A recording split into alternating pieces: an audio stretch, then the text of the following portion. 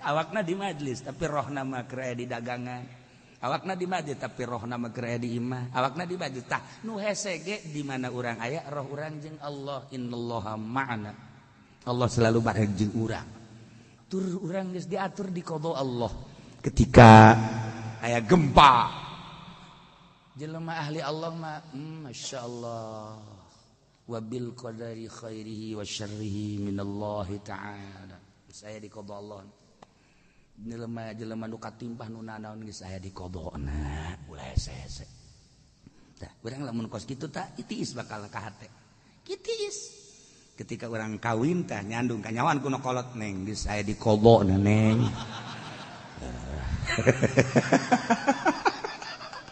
Paling gejaknya qada lag tak qada ulah kitu neng neng ngaji unggal minggu dikira dipakena iya qada ya Bismillahirrahmanirrahim. Setelah Gusti Allah ngeinformasikeun ka Kangjeng Nabi tentang musyrikin Arab. Pertama, bara'atun minallah wa rasul. Geus ulah aya patula patali, ulah aya kuat kait kafir musyrik mah musyrik. Datang ka status musyrik eta adalah najasun. Masyaallah karim bakal jadi penghuni neraka seudara. Tetapi kapan musyrik kafir teh ambalaya etalah anu kudu diperangan ku Kangjeng Nabi. Terus mulai di Madinah musyrikin teh diperangan sampai keluar negara Madinah, Rum. Instruksikeun Gusti Allah ka Kangjeng Nabi Roma supaya diserang. Masya Allah, terjadilah penyerangan Rum. Gulibatir Rum dina Al-Quran diabadikeun. Eleh kafir teh musyrikin teh baheula ku gagahna keyakinan muslimin mukminin. Masya Allah karim. Jadi itu jelas lah kudu boga keyakinan anu pohar. Kidieu teh masih kena aya Yahudi di kelompok Quraisyah, kelompok Nadir anu selalu membayang-bayangi kemajuan Islam. Maka Allah ngainstruksikeun ka Kangjeng Nabi sikat habis Yahudi perangan ulah datang ka ngaganggu kana kelanjutan Islam. Instruksi Gusti Allah kudu diperangan. Jelema nu kudu diperangan teh nomor kahiji la yu'minuna billah. 2 la yu'minuna bil yaumil akhir. 3 la yuharrimuna ma harramallahu wa rasul. 4 wa la yadinuna dinal haqq. Eta nu kudu diperangan. Ya, ieu ayatna. Qatilul ladzina la yu'minuna billah. Perangan ku aranjeun kabeh wahai mukminin. Saha? Alladzina la yu'minuna billah. Kafir anu berkitab. Saha? Dihandap dijelaskeun. Minalladzina utul kitab. Jelema anu dibere kitab, nu dibere kitab Taurat Yahudi, nu dibere kitab Injil Nasrani. Perangan Yahudi jeung Nasrani nu teu ngibankeun ka Allah, Lamun Yahudi ngomong-ngomong iman ka Gusti Allah bohong. Lamun Nasrani imankeun cek manehanana Tuhan kami kun Tuhan Allah. Bukan Allah, Allah. Enggak, kami mah Allah aja. Ya nama Tuhan Allah. Kita mah kos orang wetan, masalah. Orang wetan lagi, orang pada di Banten mah tilok salat ge masya Allah. Padahal tilok salat. Tapi nyebut Allah teleb, masya Allah. Tak budak sholat mati loh. Tapi di wetan mah ya Allah, ya Allah, masya Allah, masya Allah, masya Allah, masya Allah. Nggak suka situ wetan mah lisan, tapi macam Quran nanti mun ngomong, masya Allah. Tasik kita kos kita. Garut, Bandung. Tapi lo macam Quran mah tuh nanti biasa aja macam Quran mun ngomong kos gitu. Mau ngomong mah adan, geus adan jadi masjid adan. Mana di Banten mah adan, di kori-korikeun. Ka masjid teu pagon. Eta mah sabudaya. Kos kitu di urang mah ngeunaheun kadang masyaallah karim jawarana ge cincina genep. Lamun aya keneh mah ka dieu di teu cincinan deui. Telep, masya Allah kirim, pohara. Nah tuh ustad bangsa anu eta mah eleh punya ngomong. Tapi ya tuh kos gitulah dengan bahasa doa. Dah, sadaerah. Bohong. Lamun Yahudi ngaku beragama anu di ridhoan ku Gusti Allah nyana pengakuanana pangeran teh Allah. Bohong. Berarti kan Taurat tahrif, robah kunyana. Gaya diharap bakal dijelaskan pangeran Yahudi teh saha.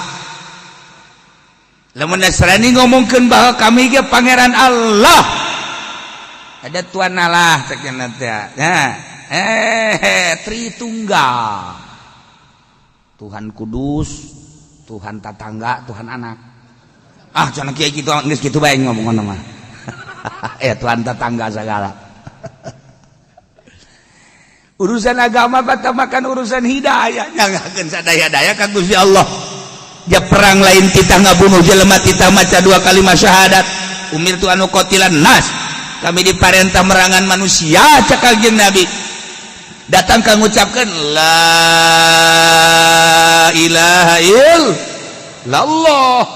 Lamun nyana pura-pura kan lagi kajeun pura-pura ge. Selama kadenge sungut nama la ilaha illallah antap amankan musimademu.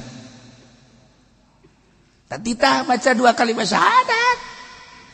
Nah, kuari Kristen tilu Tritunggal. Tilu bae ulah ditunggal-tunggal. Tilu bae ulah ditunggal-tunggal. Nah, ganti tambah panjang engke aya kitab perjanjian lama, aya kitab perjanjian baru. Anu aslina di urang ge aya tuh di UGM. Eta teh akan teu meunang dibaca Injil anu asli dilestarikeun. Ketika dek dibaca Injil Barnabas tu asli, wah birokrasi da eta teh hese. Ketika geus dibaca loba nu arasup Islam.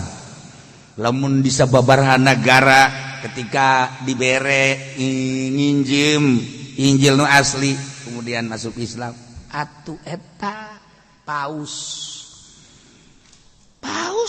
eta bade anakan baca anu aslina. Oh, berarti kan asli nama pangeran teh Allah. Injil ngajelaskeun bahwa engke bakal aya barqalib.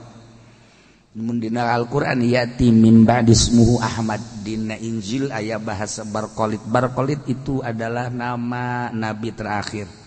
Dibacakan kunyana terus asup Islam. Sabaraha pastor asup Islam. Sabaraha misionaris asup Islam.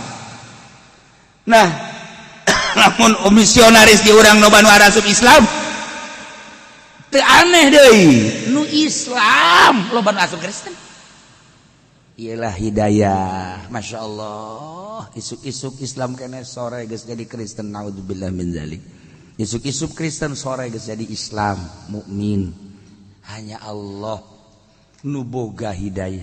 Ketika Kangjeng Nabi cerik yang cerikan Abu Lahab, Abu Talib, ya Allah ya Rabb cerik mang mah asal maca 2 kalimat syahadat bae ku abdi cek Kangjeng Nabi ditulungan di akhirat endek maca 2 kalimat syahadat ditoel kan ku Abu Jahal sambarangan bae urang mah bangsawan masa kudu nurut ka budak kamari ieu nyeuleuh ka kenca Abu Jahal toel deui ku Kangjeng Nabi mang geus bae asal maca 2 kalimat syahadat geus abdi nu tanggung jawab ke dipayeuneun Gusti Allah endek maca 2 kalimat syahadat ka Abu Thalib dan ngurusan Kangjeng kapan sandek-neukeun ditoel deui kapan ku Abu Jahal rusuk sambarangan atuh pan host teh teu maca 2 kalimat syahadat ya Allah ya Rabbi nu ngurusan Kangjeng Nabi nangis Kangjeng Nabi ya Allah ya Rabb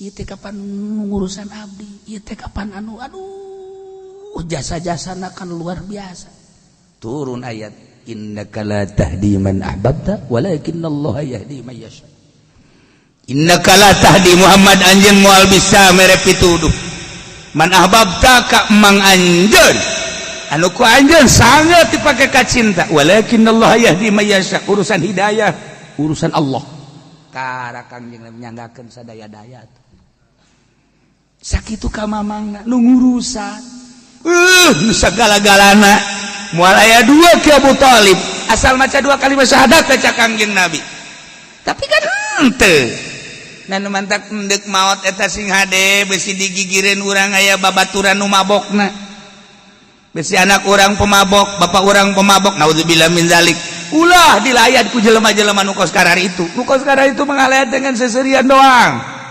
uhahehe ke kababawa geus besi aya babaturanna tukang judi nu baheula keluarkeun ulah bapak aing ku ari geuning dipagahan syahadat ku aing pagahan zikir ku aing ulah dan teu bulan udah deketkeun ke urang bacaan syahadat bacaan zikir la ilaha illallah ke babaturanna de kana ku ari bae panjenengan ji teh saya tah babaturan koprok baheula teh tak ulah dideket-deketkan dulu sekarang itu ya Allah ya Rabb ya innaka la tahdi man ahbabta walakinnallaha yahdi man yasha sedih urang tinggal salengkaheun doang ka sorga ditungtun nu ngahadiranna ge Kangjeng Nabi kurang kumaha nu ngahadiranna ge Rasulullah tetapi ya Karim dasar hidayah mah lain nu nabi komo urang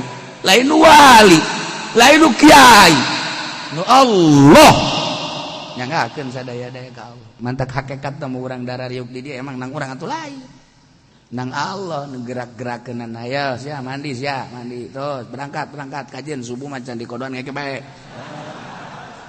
aya nu baus can salat subuh bae di belah kenca bangun aya ya Allah ya Rabbi kos nu enggeus bae kadeuleuna mah pan aduh Gusti Allah panjar teu kaambeun meureun ku nyana nya qatilul ladzina la yu'minuna billah perangan ku aranjeun kabeh Yahudi Nasrani nu teu ngimankeun ka Allah nyana ngomong-ngomong pangeran teh Allah bohong perangan geus jelas tama Al-Qur'an ngajelaskeun Yahudi Nasrani kafir perangan sedengkeun di negara urang magapan Yahudi teh di rumah Nasrani teh kurang teh atuh dimula male dihormat Nasrani teh di mana lembur aya gereja lantaran negara urang mah lain negara Islam lain negara syariat lain negara Al-Quran urang geus nyaho kabehan negara demokrasi atuh mangga nyanggakeun ka para inohong anu ngurusan negara anu manehana nararidoeun ayana gereja dibangun ku manehana diunggal-unggal perumahan bahkan diunggal-unggal daerah-daerah selain perumahan ge di Jawa mah asal nu ngabogaan Kristen we bangun gereja aya izin ti MUI wallahu alam jaga di akhirat ngizinan eta teh bakal kumaha jaga di akhirat wallahu alam jangakeun sadaya-daya tah beratna urang nyekel nagara di Indonesia seperti eta nu kudu diperangan malah ku urang digugupu sok sabodo hiji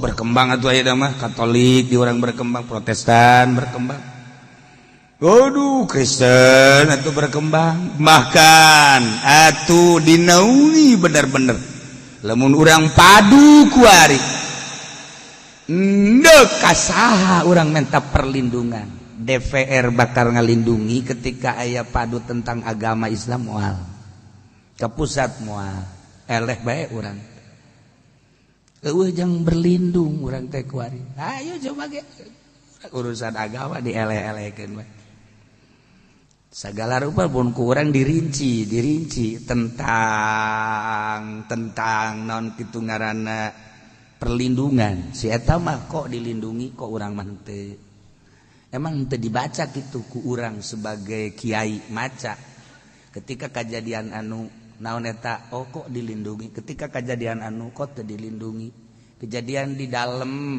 negara urang di provinsi urang di luar secara nasional anu aya di Maluku anu aya di Medan anu aya di Papua anu aya di anu bicara mah nasional tapi ternyata nah urang lamun kos kitu kan terlalu mengkritik negara horenganan keur api lain di negara urang teh ka agama urang mentak saha kuari anu bisa ngokohkeun agama Islam di MPR saha di DPR saha mun presidenna saha eta anu ulah api lain ka agama makin ka dieu makin ciut nah sini hararan urang mayoritas lamun dipadukeun geus loba poin-poin sabaraha kan moal bejakeun bae poin-poin anu urang mah diapilainkeun si itu mah kok ditangani urang mah diapilainkeun si itu emang teu dibaca kitu dibaca kejadian teh kejadian di anu kok kitu kejadian kok kitu berarti saha sih di negara teh pengacauna baca kan urang teh pancena kiai mah dodok bae ora kemana-mana ora harus dolan-dolan ge siro mah dolan-dolan orang-orang opo-opo be no kiabe di kantongan ku sia weru ora ablaun-blaon teu bablak main kabehan-kabehan bae sia nu sabenerna mah ayo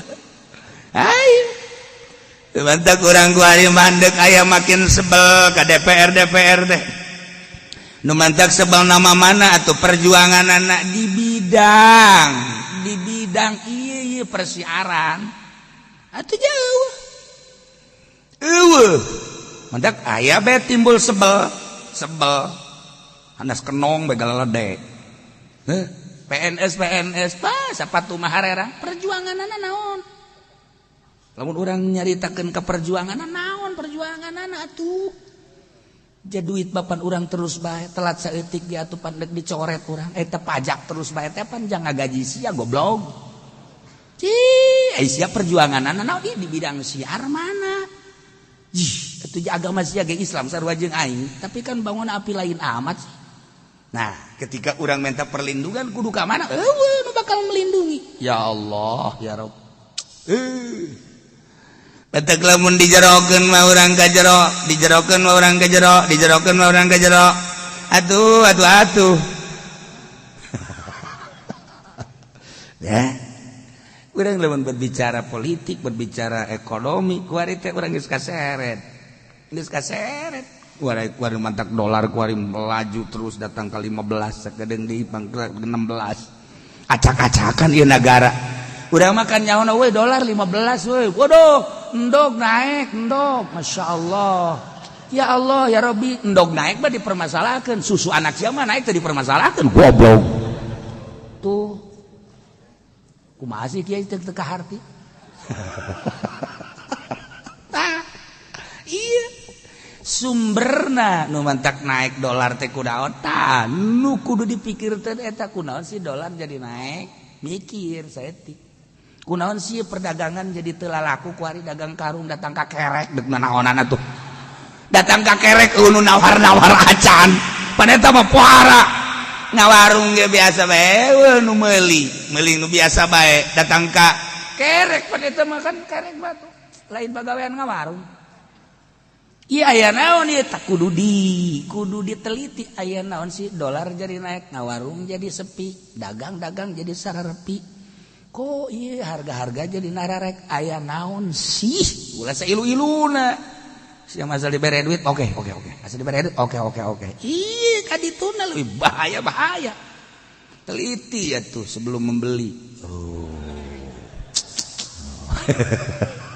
qatilul ladzina la yu'minuna billah teu kapake ieu sakadar urang nyaritakeun ayat hiji jelema anu lain mangeranan ka Gusti Allah anu statusna dibere kitab yakni Yahudi jeung Nasrani bahkan di luar eta Majusi misalna sarua bae perangan hiji dua perangan ku anjeun la yu'minuna bil yaumil akhir lu teu percayaeun ka yaumil akhir urang lamun nyaritakeun ka budak teh cek urang mati mati aja jangan ada ceritanya dari dulu orang mati bisa kembali lagi bohong itu kalau orang mati nanti ada apa namanya ada hidup lagi setelah mati terpercaya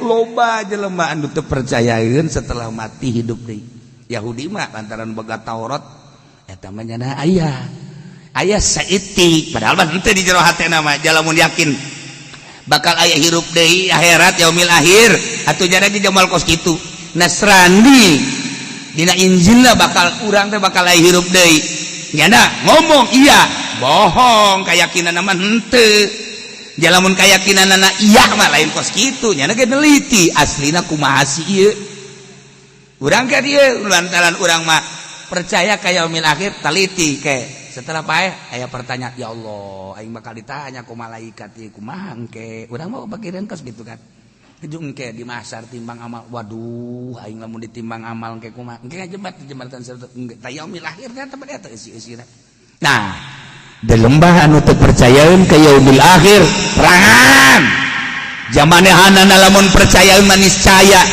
iman ka Kangjeng Nabi dijelaskeun ku Imam Jalal wa illa la'amalu bin nabi lamun Yahudi percaya ke pangeran percaya ke yaumil akhir niscaya iman ke Kangjeng Nabi lamun Nasrani percaya ke pangeran teh Allah percaya bahwa aya yaumil akhir atunya ge ngimankeun ka Kangjeng Nabi ku teu iman ka Kangjeng Nabi teu percayaeun ayana yaumil akhir janu ngajelakeun yaumil akhir mah nu terakhir Kangjeng Nabi urang Kangjeng Nabi Muhammad sallallahu alaihi wasallam ku teu percaya ka Kangjeng Nabi urang teu percaya ka yaumil akhir berarti lamun jangan ngomong-ngomong yaumil akhir bohong kajian ku kumaha ge ku ayana bohong peranganana bunuh bono datang ke mana datang ka nyana percaya bahwa pangeran teh Allah subhanahu datang ka percaya bahwa Kangjeng Nabi Muhammad eta adalah Rasulullah wala yuharrimuna ma harramallahu wa rasuluh perangan ku anjeun wahai para mukminin jelema-jelema anu para kafirin hai mukminin perangan jelema-jelema anu teu ngaharamkeun kana naon diharamkeun ku Gusti Allah jeung Rasulna arak diharamkeun ku syariat Allah jeung Kangjeng Rasulullah Muhammad nyana teu ngaharamkeun perangan kuari mah geus lain arak geus puguh nu ngaran-ngaran minuman di Indonesia ambalayah baheula mah hanya terselubung di warung-warung terselubung kuari di toko geus terbuka mabok geus di mana bae aya perzinahan baheula mah atuh terselubung kuari masyaallah asal ditoel adu harga hutang nangkar dek di mana bae urang lamun ningali baheula di Jakarta cuman Keramat Tunggak doang anu terkenal lamun di Bandung Saritem eta kan anu terkenalna doang anu di luar eta puru-puruna ambalaya teh geus pugu di hotel-hotel ambalaya luar biasa perzinahan teh Wari Kalimalang oh Cikarang mun hayang nyaho ente mun hayang nyaho ka ditu Ambalaya urang turun bae geus di dinya Haju Mukarrok bae nya nama encan ge ditanya sabaraha duit geus bubukat heula bae ayo cek dia teh entar berapa duit udah gampang dah urusan itu mah yang penting pakai dulu dah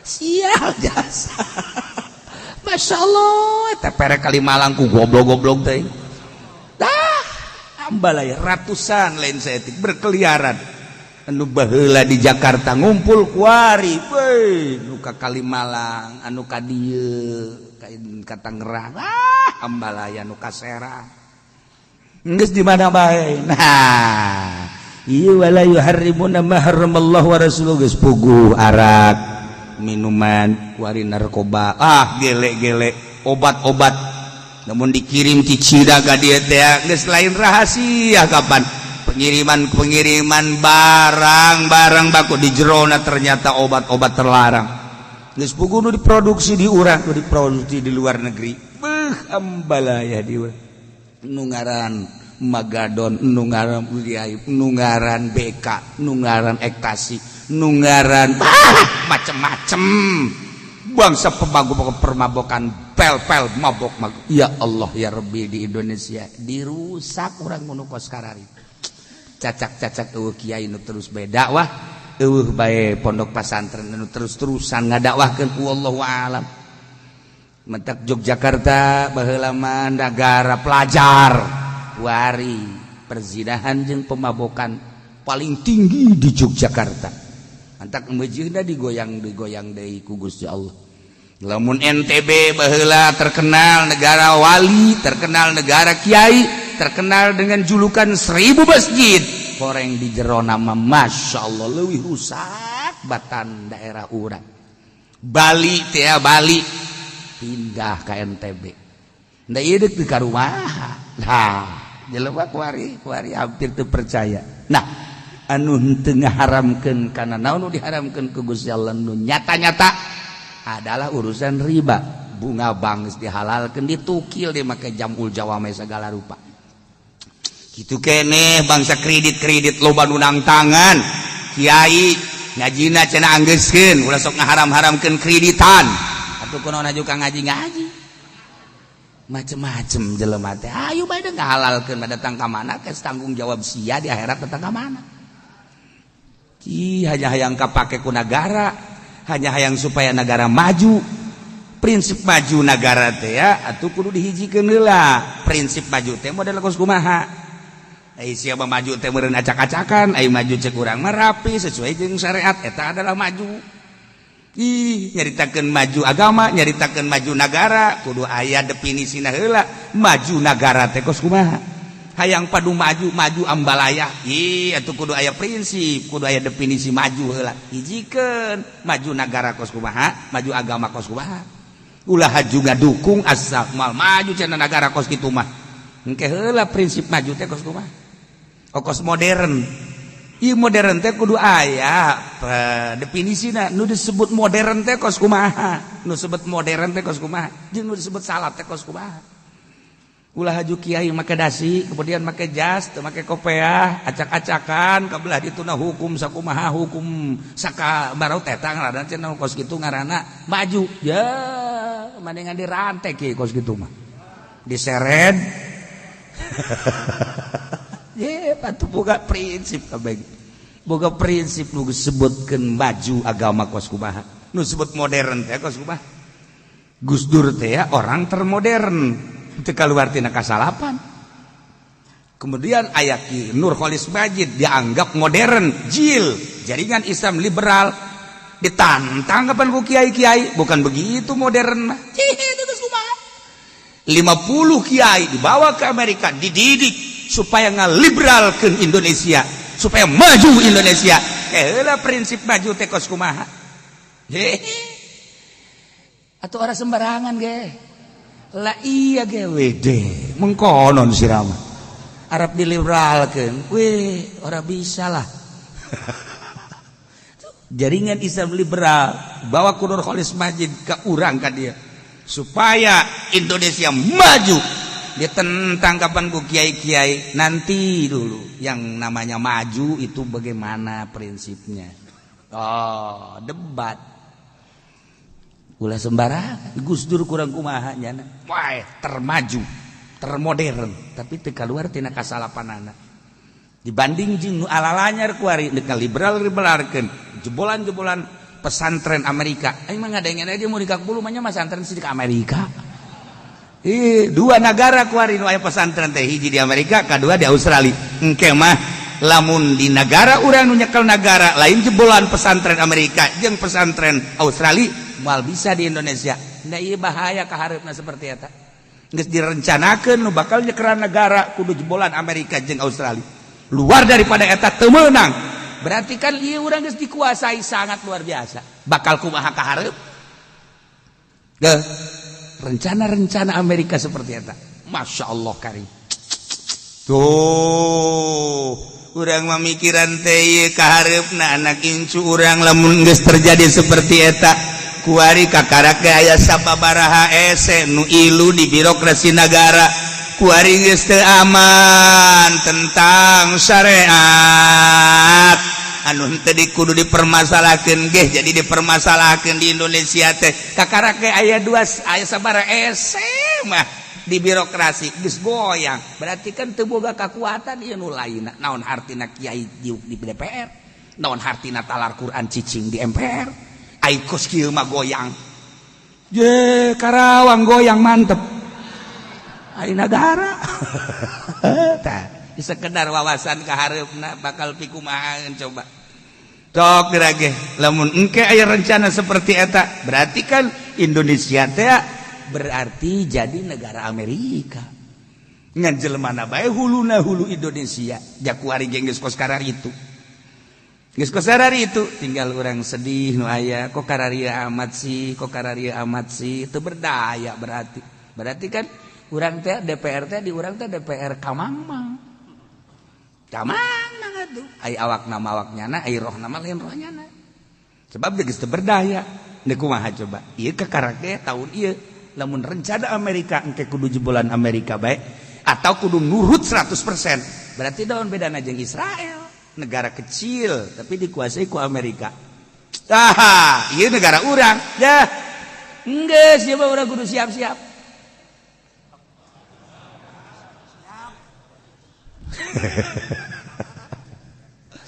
Tah, ieu masyaallah karim. Qatilul ladzina la yu'minuna billah wala bil yaumil akhir wala yuharrimuna ma harramallahu wa rasul. Sambalaya di Indonesia. Lamun jilbab teu kudu dimasalahkeun di Indonesia kok jadi masalah.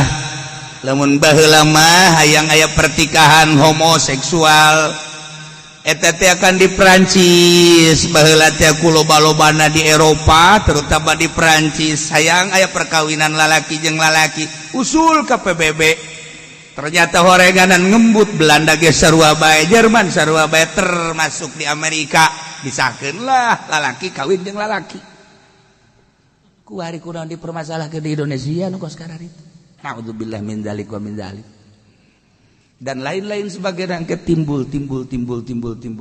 Mana anu kuat coba diurang. Nah iyalah perangan wala yuharrimuna ma harramallahu wa rasuluh wala yadinuna dinal haqq. Perangan ku aranjeun kabeh jelema-jelema anu teu beragama kalawan agama anu haq, agama anu antep, anu tetap jelas nyalin ke agama-agama lain, yakni agama-agama di luar Islam disalin ku agama Islam. Jelema nu teu beragama Islam perangan. Mantak istimewa amat baheula zaman para aulia Allah di kerajaan-kerajaan nu abang agamana Hindu, agamana teh Buddha. Leleus lalaunan, masya Allah karim. Jawa Timur, Jawa Tengah, Jawa Barat tunduk kabeh ka para aulia Allah. Tinggal sisa-sisa tadi anggap tararundu kabeh beragama Islam. Terus kabelah dia merdeka. sampai merdeka pondok-pondok pesantren teh ambalaya. Anu Belanda terus datang setiap pondok pesantren. Belanda ge heranin loba nu arasuk Islam Belanda ge di pondok pesantren teh ulah dikira urang nyaritakeun jajahan penjajah Belanda. Loba nu arasuk Islam maju kawin di Indonesia nu diberi hidayah ku Gusti Allah ambalaya. Di urang teh atuh 2 abad deuk nanaonan. Toh Kebeladaan merdeka, alhamdulillah. Oh, pondok pesantren luar biasa. Kuari nu ngarusak pondok pesantren teh bangsa urang kene. Anu katumpangan ku si eta. Aslina nu ngembangkeun agama teh saha? Legit-legitkeun ku ari sejarah-sejarah. Sejarah wali-wali Allah teh deuk dileungitkeun supaya ulah aya jelema kepercayaan ka para wali-wali Allah teh. Dilutangkeun Wahabi ka urang teh. Geus puguh diteliti siga nu bagus di berbagai universitas meneliti tentang gitu naon ngaranna kuburan-kuburan pasarean dan batu-batu. Teliti ternyata dibelok-belokeun. Nah, ieu pembelokan sejarah para aulia Allah, wali sanga dan lain sebagainya geus mulai kudu kapaleun mah kudu apaleun usalah ieu nek sanu ngabenerkeun ka hareupeuna. Jandek dieuweuhkeun sejarah para aulia-aulia Allah teh. Eta kan secara teori Allah Maha Kawasa. Eta mah sakadar kekhawatiran be teu urang. Ai kabelah ditubatu kabeh geus aya ti qada Allah. Urang lamun ingat ka qada Allah teh ilmullah bikulli basa yajri. Ilmu Allah karena setiap perkara anu bakal berjalan minal kaun di bumi ayeuna mustakbalan geus ditulis di qada Allah. Kuari ketika pelaksanaan ngaranna qadar wuku hadzal ladzi ta'allaqa ilmullah kuari sesuai jeung ilmu Allah di qadana kuari berangkat urang diuk di dieu horeng di qada Allah na geus aya tulisanana. Minggu tanggal sekian bakal ngahadiran geus teu aya sautak setik acan nu berbeda. Geus bae, barang urang geus beres ngaji ieu. Qada Allah bakal naon ka hiji-hiji jelema balalik ti dieu teh sesuai jeung nu aya di qada Allah. Eueuh nu kaliwat setik-etik acan ka jarum-jarum potong geus aya tulisanana di qada Allah. Urang lahir tanggal sabaraha, maotna tanggal sabaraha geus aya di qada Allah. Kemudian pagawean urang sapopoena, pamajikan urang, dagang urang, tani urang, muriang urang, sehat urang, ka dokter urang, ka kiai urang dan lain sebagainya. Kabeh geus aya tulisanana di ditu. Masyaallah. Eueuh nu kaluar ngaranna qada di zaman azali. Kuari mah ngan sakadar injaz teh pelaksanaan tulisan nu aya di qada Allah. Matak dikhawatirkeun ge dikhawatirkeun ieu si urang akhir urang teh husnul khotimah apa henteu ieu nu paling dikhawatirkeun lamun bisa dideuleu mah di qada Allah na pan teu gadeuleu tah urusan Allah sedengkeun layarudul qada ila doa ka mana ta lumpatna tah eueuh anu bisa nolak kana qada Allah kecuali doa pan qada Allah sebisa ditolak ku doa qada nu mana nu mantah qada teh kabagi-bagi gitu. Nah, urang lamun nyaritakeun kos kitu kuari siga nang urang padahal manang qada Allah. Nah, di dieulah tergantung tingkatan-tingkatan jelema. Lamun tingkatan jelema di syariat berarti penuh ikhtiar, diganjar. Ketika naik kana thariqah disederhanakeun ikhtiar teh kumaha Gusti baheula. Aya ikhtiarna tapi bergantung ka Gusti Allah. Aya ikhtiar tapi bergantung ka Gusti Allah. Ketika ikhtiar geus eueuh berarti ka hakikat nyanggakeun sadaya-daya. Tah eta lamun urang geus datang ka hakikat, eueuh nang urangan kabeh ge nang Allah. Tah lamun geus nang Allah kabeh geus jana ge kumaha perintah Allah bae.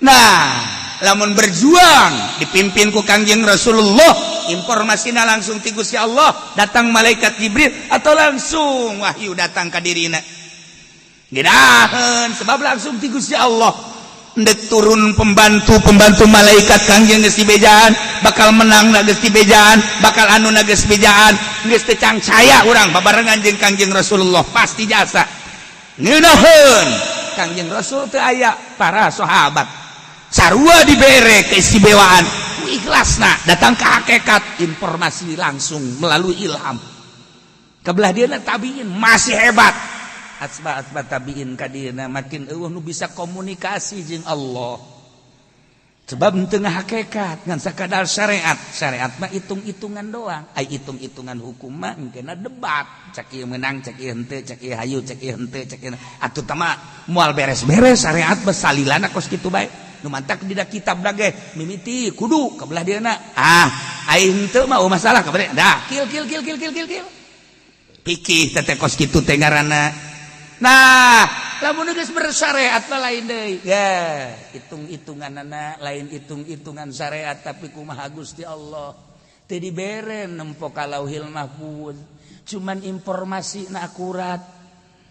Dengan pirasatul mukmin. Leuwih tajam tibatan pedang.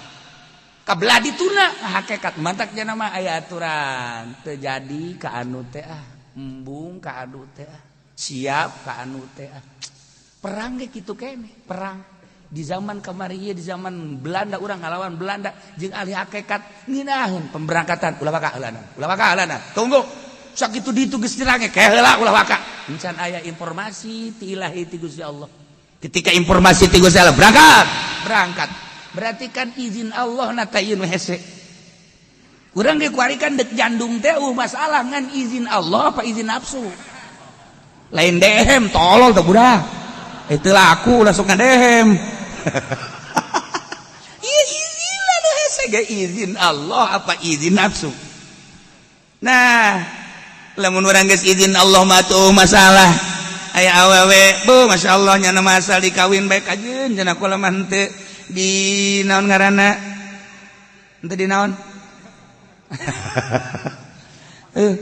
kula mah cenah karena Allah bae yang babarengan di akhirat mah bobo waliullah tah berarti waliatullah da ieu da hese teh jelema nu ahli hakikat urang lamun nyaritakeun Gus Dur geus datang nya nama ka hakikat hese ditebak da ku urang aya aturan nya nu berangkat ka ditu ka mana silaturahmi ke Jawa datang ka jalan belok ke mana cek supir ayo ikutin aja ke rumah Ki Uci cek supir teh ini kan mau ke Jawa enggak usah ke rumah Ki Uci aja lebaran pancena bebeja na mendek ka Jawa kan ka dieu nya lebaran ngobrol bade ngadaran kacang di dieu tapi aya rahasia-rahasia anu teu katebak anu urang tuh horeganan inti daripada silaturahmi ngabuahkeun obrolan syariat datang ka thariqah datang ka ngan teu katebak wih luhur luar biasa.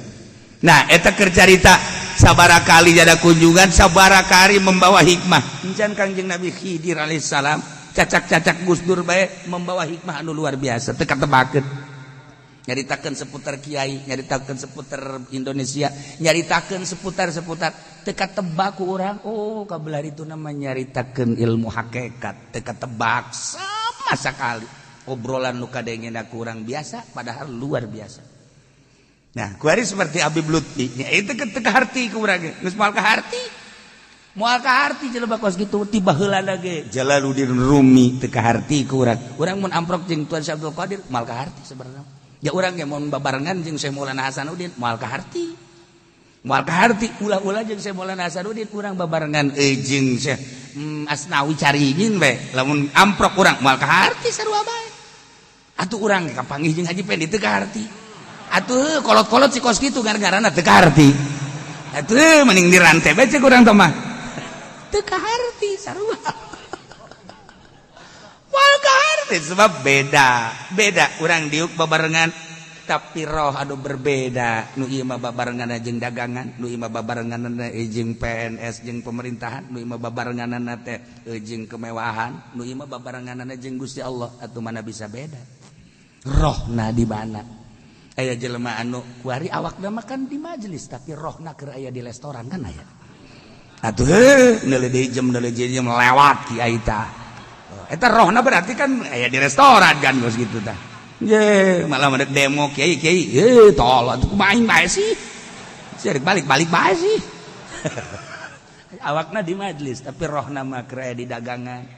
Awakna di masjid tapi rohna mah keur di imah. Awakna di masjid tah nu hese ge di mana urang aya roh urang jeung Allah. Innallaha ma'ana. Allah selalu bareng jeung urang. Tur urang geus diatur di qada Allah. Ketika aya gempa, jelema ahli Allah mah masyaallah. Wa bil qadari khairihi wa syarrihi minallahi ta'ala. Saya di qada Allah. Jelema nu katimpah nu nanaon geus aya di qadana ulah hese-hese. Tah, urang lamun kos kitu tah itiis bakal ka hate. Kitiis.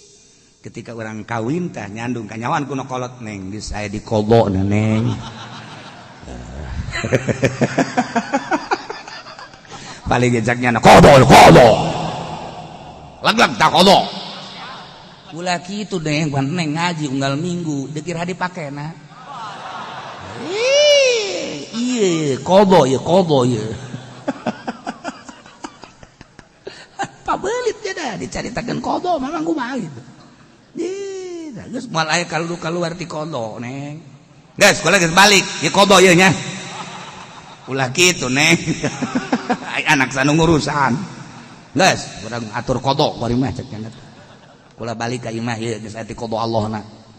Huapan tah anak tah. Ulah kitu neng, ulah kitu, ieu geus qada ya. Tungtung lah urang perebut qada.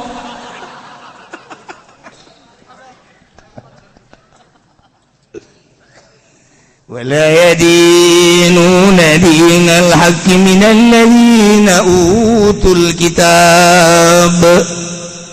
Nah, henteu beragama anu hati jelema-jelema anu dibere kitab yana Yahudi jeung Nasrani. Masyaallah karim. Ieu nu hese urang deuk mencapai hakikat teh kan kudu perang. Lamun ieu jaritakeun qatilul ladzina la yu'minuna, perang di medan laga jeung kafir jeung Yahudi jeung Nasrani. Dua mun teu urang nu eleh, nyana nu eleh, selesai. Babari teh mah aya masana. Masa peperangan. Sanajan relay sabaraha puluh tahun tapi masa urang nama pasti bae aya waktuna. Palestina geus sabaraha puluh tahun perang. Tetapi kapan waktu perang nama si eta mah sakitu bae. Nah, kuari qatilul ladzina la yu'minuna bil yaumil akhir. Perangan kafir-kafir Yahudi jeung Yahudi aya waktuna. Nu hese ge ieu merangan kahayang, merangan nafsu. Yang mencapai tahap hakikat di samping kudu boga guru syariatna heula nu rapih menuju ke Allah. Hayang usul melalui thariqah guruna ge teu sambarangan. Guru thariqah anu ayeuna mah teu masyaallah karim ieu mah keur carita masa si guru thariqah masih keneh kudu make mahar segala sia geus beat ku nya sapi hijinya. Kok thariqah sek urusanna jeung sapi? Mun eueuh sapi kumaha cenah? Ya kebo dua. Mun eueuh kebo emas. Mun emas lah duit bae tuh hese-hese. Yang naon tuh mama? Mursid yang beli mobil. Iya urusanna ieu mursid teh deuk beli mobil tah jauh. Kudu nu bener lain urusan kaya jeung miskinna tapi lurus ka Allah. Teangan anu bisa memantau karena kalakuan murid salah jeung teu salahna, mundur jeung majuna eta garana guru mursyid. Untuk mencapai hakikat lalaunan dan hayu berarti kan aya titik-titik nu keur diperjuangkeun. Tahap awal ieu nu kudu diperjuangkeun teh. Nah, lamun urang jaritakeun berjuang perang ngalawan nafsu, urang makan kuari hese ieu. Nafsu mana nu ku urang deuk di perangan, nya teh nyaho lebah. Berarti kan kudu aya anu nganyahokeun nafsu anu ieu, nafsul lawamah. Nafsul lawamah teh aya sabaraha? Nafsul lawamah teh aya 9. Perjuangkeun hiji-hiji. Al-laum, al-hawa, al-makruh, al-ujub, al-ghibah, itu al-kidbu. Nah, perangan eta sok sia hiji heula. Hiji ulah cuan Jawa delanan perangan eta. salila sia nyuad-nyawad berarti sia moal wusul ilallah sebab pada hakikat nama kabeh dia nang Allah ketika sia nyawad ka hiji perkara pan eta teh bertentangan jeung hakikat sia dek menuju hakikat ulah nyawad sok urang mah pan cuad-cuad bae ka jelema teh sebenarnya eta geulis-geulis teh mah mun dibere jangkung mah aduh bismillah geus moal jadi wali teh jelema kos kitu moal masih nyawadkeun we cak Allah ji anu aing nangieun ini aing kunaon dicawad ku sia goblok da budak. Nah, urang sebenarnya mah geulis da budak da. Ya Allah ya Rabbi. Ngan hanjakal rada gendut teuing da budak. Waduh lamun dibere semampay geus teh mah. Aduh geus. Pokona mah bintang kejora bet mah aduh. Ya Allah, ngan hanjakal tuh budak rada gendut teuing. Tah eta ngaranna nyawad tah kos kitu tah. Moal jadi wali tah. Datang ka hiji rage kajen teh ngabudak ge zikir moal. Sebab cawadan ka jelema. Komo lamun geus jadi watak mah cawadan bae naon bae dicawad bae aya jelema teh. Boga watak teh nyawad bae. Geus tah mah moal boro-boro jadi wali tah mah. Boro-boro jadi wali jadi tatangga nu bener ge moal tah mah kitu mah. Jadi boga titik nu deuk diperjuangkeun aya guruna. Ieu bae heula tah perjuangkeun ku sia tah. Eta. Ayo. Kayak kenyawan kan perkembangan anak. Oh. Engke kanyahoan naik ieu nafsu ieu naik nafsu tah aya anu mantau kadeuleu leumpangna geus lain diukna geus lain sagalana geus lain berarti aya tahapan-tahapanna torekat teh lain zikirna zikir mah gampang deuk dikencengkeun deuk dilalaunkeun babari ieu mah dipasalahkeun zikir bae cak ieu la ilaha illallah cak ieu la ilaha illallah TK tambah kos gitu nggak masalahkan maca tambah kos gitu mah jauh keneh ka Gusti Allah ulah dimasalahkeun mending tanyakeun aslina zikir kumaha sih jaya aturanana apa dina thariqah teh ulah dipertahankeun la ilaha illallah alamun la ilaha illallah salah tah cak alfiyah lain jurusan alfiyah ieu mah ka ieu mah jurusan maca mah alfiyah ieu mah lain jurusan alfiyah ka kakak mah kumaha sih nu mantak aya jelema gagah jasa ngajina neuk asup torekat ngadalil di hareupeun guru oh mending ka ditu bae neangan guru nu saja lain urusan dalil ieu mah urusan deuk nundukkeun ruh lain urusan dalil mah teu di alpiahan di soropan di mantekan tah mah kos kitu mah pamud kos kitu ieu mah deuk nundukkeun ruh geus teu kudu dibaca ayatna, geus teu kudu dibaca hadisna, jarago maca hadis jeung ayatna. Urang ngarekeun ki puloli di luhur tilu panggung atuh. Saudara. Tung nama amplop kene. Nah. Ieu permasalahanna roh. Lain masalah la ilaha illallah. Teka taman kos kitu. Ngaji deui lain masalah maca engke di ayatan lain masalah ayat mantap kula dioper-oper aya hiji kiai datang ke Habib Lutfi sono aja ke Ki Uci ke Habib Lutfi datang ka kula sapetingna balik kayak datang deui ka dieu kunaon ajeng macakeun kiai kumaha cenah ayat ieu pertalian jeung thariqah kunaon oh paingan ku Habib Lutfi dioper ka aing orang iya jelema ngadalil balik sia ka ditu balik deui ka Habib Lutfi ka ditu balik deui ka Habib Lutfi titah ka dede caknya aing kos bola bae atuh sia ngadalil mah tak wari dengekeun ngaji tah di ayatna di hadisna beudek dipanjangkeun eta karak dalil ai deuk ka torekat mah ulah ngadalil sami'na wa ata'na nyangakeun sadaya-daya abdi mah bener sia sumuhun tuh sapuan tuh dari aduh kiai tak kadang tidak nyaman geus waduh tampiling sak aing atuh lain kitu tarekat mah zikir mah ambalaya babari la ilaha illallah pan kenceng amat sih kiai cauna loba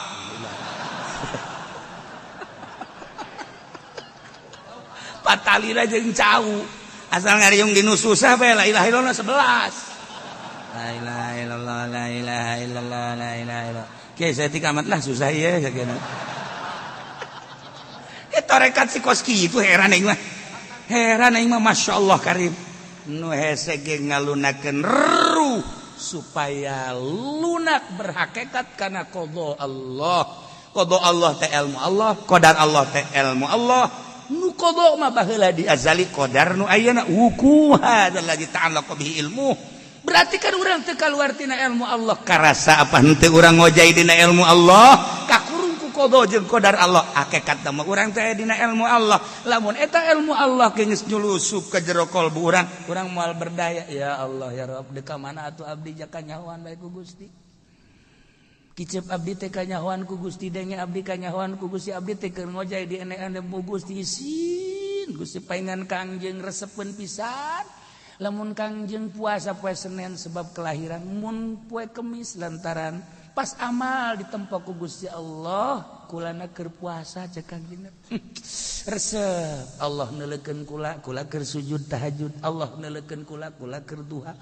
Resep Allah neuleukeun kula keur berjuang perang. Berarti kan ngojai dina ilmu Allah.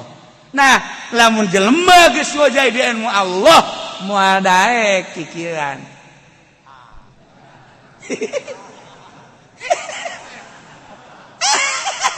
Wedan.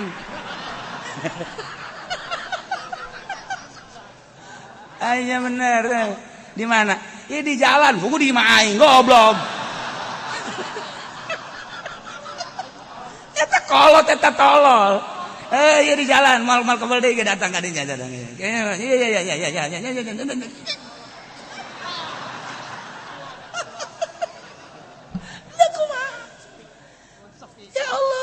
Jelema du di ilmu Allah ngojai isi nanaonan teh pas kitu teh ya Allah ya Rabb isi urang deuk berangkat bage keke dideleukeun ku Gusti Allah. Innallaha la yanzuru ila suwarikum walakin yanzuru ila qulubikum. Oh hate teh dideleu deuk ka mana ieu cenderungna dunia berkat dunia dan lain sebagainya isin amat ka Gusti Allah. Engke lamun jaga di akhirat ditanya maneh waktu kunjungan ka anu teh pan tujuanna teh hayang dunia ya Allah ya Rabb ya Allah ya Rabb. Tah iyalah qada jeung qadar Allah tak nyorot ka urang teh horenganan di jero ilmu Allah mantak aya bae bahasa hakikat kullu ma tara wa kullu ma tasma'u eta teh fi ilmi naon nu kadeuleu naon nu kadenge aya di ilmu Allah paksa nu kadeuleu ku urang teh aya dina ilmu Allah urangna geuneuleuna dina ilmu Allah nu kadenge ku urang suara aya dina ilmu Allah sedenge urang nage dina ilmu Allah atuh urang teh keur ngojai di ilmu Allah bisa kos kitu teh kumaha eta perang ngalawan nafsu nu mana nafsu anu geus diatur ku ahli thariqah titik-titik nu kudu diperanganana ente lulus wusul ilallah nyebrang datanglah ke hakikat indah behorenganan salat teh ngeunaheun jasa Allah apa terasa diri nu salat teh digerakkeun ku Allah jak qada Allah dage detik eta menit eta jam eta geus aya tulisanana di qada Allah bakal salat tahajud. Ieu teh hanya pelaksanaan qada Allah di jero ilmu Allah. Allahu akbar. Ngeunah tah salat 2 rakaat nu eta dibandingkeun jeung 10.000 salat nu ieu. 10.000 geus lain 1.000 deui. 10.000 rakaat kana datang ka tarangna ge beak. Beak make sujud cak ka mana tarang ieu. Bandingkeun jeung nu 2 rakaat masih keneh hebatan nu 2 rakaat zikir anu berhakikat atawa makrifat la ilaha illallah kagambar maha kawasana Allah istighna jeung iftiqarna teh kagambar wujud kidambako nu wajib di Allah nu mustahil di Allah kagambar sifat nafsiyah salabiyah ma'ani jeung ma'nawiyah kagambar intina horenganan Gusti Allah luar biasa hiji la ilaha illallah bandingkeun jeung jelema nu teu marifat jutaan la ilaha illallah timbang di akhirat bakal beratan hiji la ilaha illallah. Masya Allah karim. Nah innamas shadaqatu lil fuqara'i wal masakin. Orang-orang munafik tengah hina ka Kangjeng Nabinya cad ka Kangjeng Nabi dina ayat kamari wa minhum mayal mizuka fis shadaqat Sebagian jelema munafik teh nyacat ka Kangjeng Nabi, nyela ka Kangjeng Nabi dina urusan ngabagikeun sedekah. Nyacat-nyacat teh dianggap Kangjeng Nabi teh nyisip-nyisipkeun jang dirina aya monopoli. Waduh. Aya monopoli dianggap ku munafik seperti eta. Mentak nyana hayang kabagian geus di mana dibere fa in utu minha radu wa illam yutu minha idahum yasqutun. Di mana dibere senang ngalem, di mana teu dibere ngacaprak. Munafik tah kos kitu teh. Si aya di lembur tokoh-tokoh masyarakat teka bagian berkat haju ngamuk eta incu munafik. Oh, masya Allah. Nyawatnya cad ka Kangjeng Nabi samaru Kangjeng Nabi teh ngabagikeun teh aya kepentingan jang pribadi, kepentingan keluarga. Mantak dijelaskan ku Gusti Allah dengan ayat innamas shadaqat. Bahasana ge make innama. Ngaranna cek santri mah adatul hasri. Duh, adawatul qasri illa innama. Adat qasar teh illa innama. Ya takdim takhir atfu wa adawatul qasi illa ilman atfun wa takdimun. Nah, jadi aya aturan-aturanana geus paten zakat dibagikeun kana mustahik teh paten teu meunang kaluar ti aturanana sebab bahasana make innama pasti sabaraha nu dipuat di dieu 8 asnaf. Lamun urang nyaritakeun hikmahna hikmah diwajibkeun zakat ieu horeng awalna Kangjeng Nabi nyarita jubilatil gulub hubbal bal diwatekeun hate-hate manusia teh resep kana harta. Sakali deui Kangjeng Nabi nyaritakeun bahwa Allah merewatak ke hati-hati manusia tidak terkecuali adalah hubal mal cinta resep kana harta. Ari nu mantak resep kana harta lantaran manusia teh resep kana sifat sampurna. Ari kasampurnaan teh terletakna di jelema kawasa. Ari kawasa teh sababna boga harta. Imam Bahrul Razi ngajelaskeun seperti eta manusia cek Kangjeng Nabi diwatekeun resep kana harta. Nu mantak resep kana harta dijabarkeun lantaran resep kana kasampurnaan. Nu mantak resep kasampurnaan lantaran resep kana kagagahan. Aya kagagahan teh didinya resep kana kakawasan. Sabab kawasa jeung gagah jelema adalah ku harta. Tidinya lah awal-awalna ti ucapan Kangjeng Nabi Muhammad sallallahu alaihi wasallam. Sok urang jabarkeun.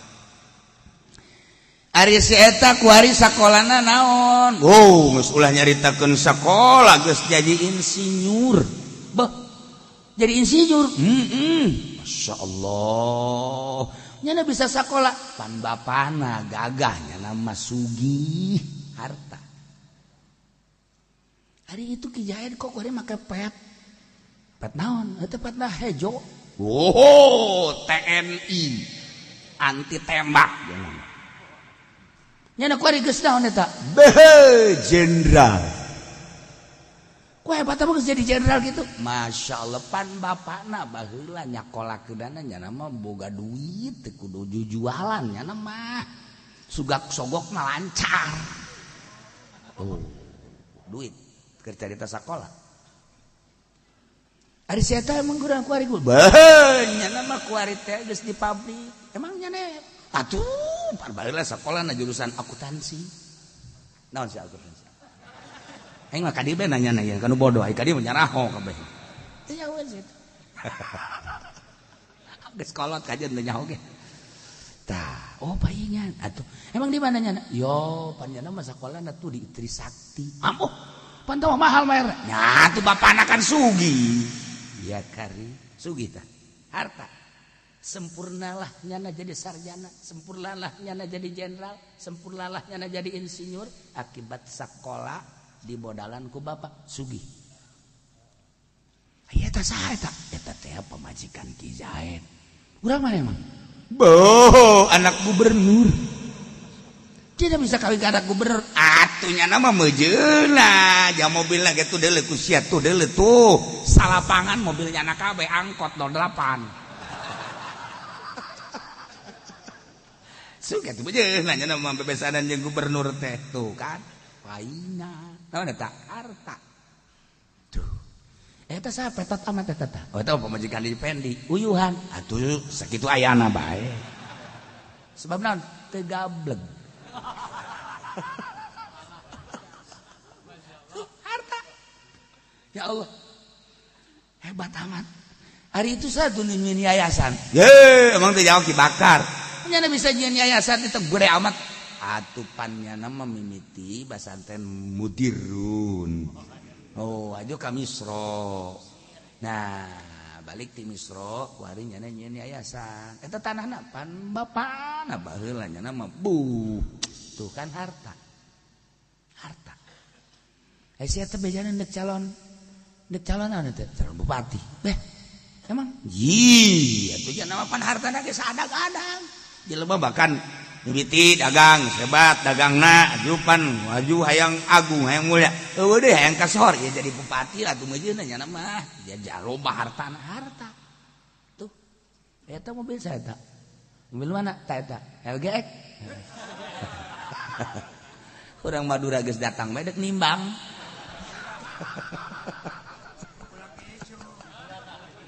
naon eta ngomong kos gitu harta uhan itu bisa baby band itu tuh itu Lexus itu mah Ford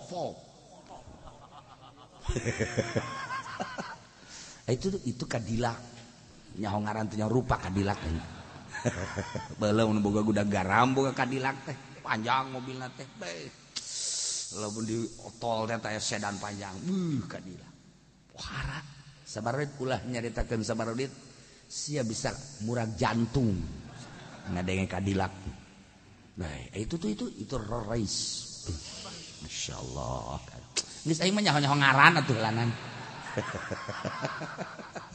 atuh Haji Bedi mah nyaho ngaran ka Impala doang mobil tahun sabaraha teh Impala Holden Bay mobil baheula atuh mah kos itu hah itu nu sae teh Rolls Royce tuh si itu emang atupannya mah boga pabrik anu tanu nya anak bau paingna itu pemajikanana opat ngarendeng kabeh beh kan ieu mah hiji ge henteu atuh bejeuna nya boga pemajikan opat ge itu pabrikna itu perusahaanna itu berarti atuh opat bejeuna atuh emang kadinya loyogna harta mah nu kumaha atuh mah nya loba harta pemajikan hiji keneh bae deh atuh dore opat mun dimeunangkeun mah genep opat teu masalah bermasalah nangke di akhirat